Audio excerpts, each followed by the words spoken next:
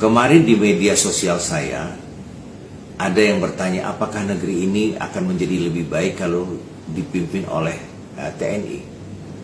Saya ingin mengatakan begini, siapapun yang menjadi pimpinan di negeri ini, baik itu TNI, Polri, para cendekiawan, para rohaniawan, Indonesia tidak akan menjadi lebih baik.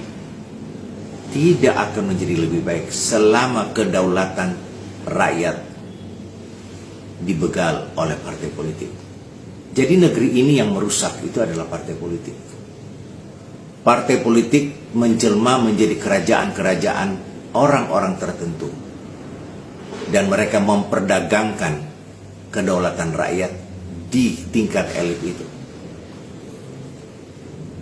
Ini ada satu contoh yang perlu mungkin kita adopsi dari Amerika. Di Amerika itu yang namanya pejabat publik. Ingat ya, di Amerika yang namanya pejabat publik itu takut sekali sama media maupun rakyat. Karena rakyat diberikan ruang dalam undang-undang di negeri itu, mempunyai hak untuk merecall seorang pejabat publik yang melakukan kesalahan. Di Indonesia yang berhak melakukan recall itu adalah partai politik, ketua umum partai. Jadi sekalipun pejabat itu sudah ketahuan salah dan bejat atau mencuri atau korupsi, belum tentu dia akan direcall oleh pimpinan partai selama mereka tahu sama tahu.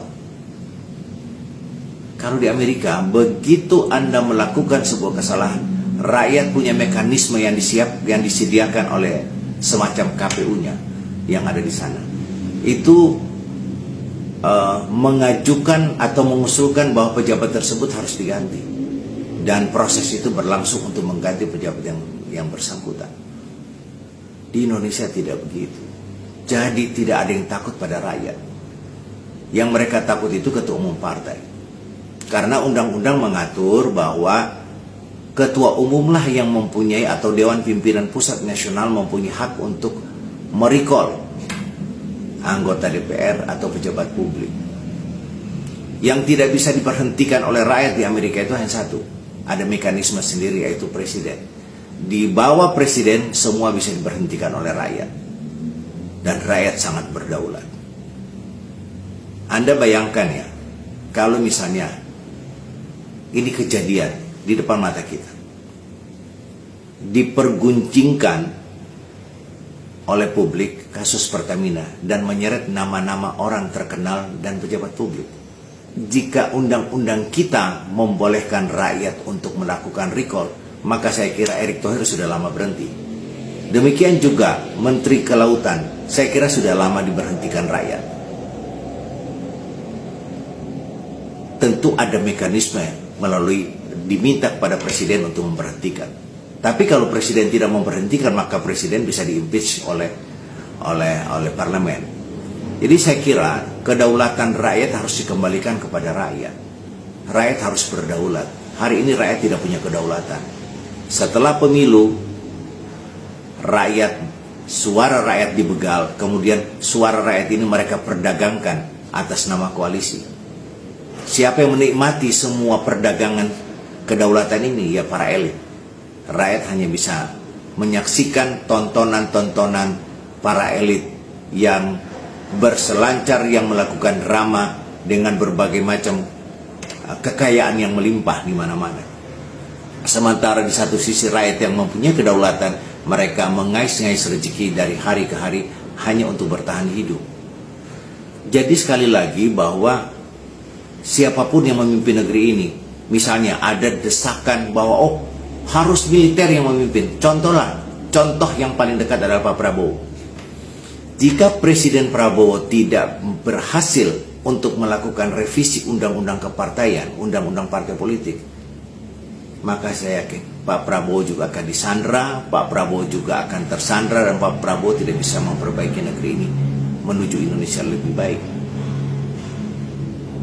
Ini persoalannya adalah persoalan mendasar kita adalah dengan hak rakyat yang dibegal oleh partai politik. Jadi percuma buat kita melakukan dikotomi antara militer dan sipil. Bukan itu persoalan yang mendasar. Itu ada isu lain yang dimana ada kekhawatiran kelompok-kelompok masyarakat sipil jika akan terjadi militerisasi di negeri ini. Tapi ini ada hal yang lebih mendasar. Bisa saja nggak terjadi. Partai-partai politik ini akan semakin kuat posisi mereka jika mendapatkan dukungan dari militer, dan ini sangat berbahaya. Sangat berbahaya. Partai-partai politik kemudian mereka berselingkuh dengan TNI, dengan militer, maka kekuatan mereka semakin besar dan hanya menunggu waktu kapan negeri ini di tengah kerapuhan runtuh di tangan rakyat. Sekali lagi yang mau saya ingatkan bahwa undang-undang partai politik segera direvisi. Partai politik menjelma menjadi milik keluarga-keluarga tertentu.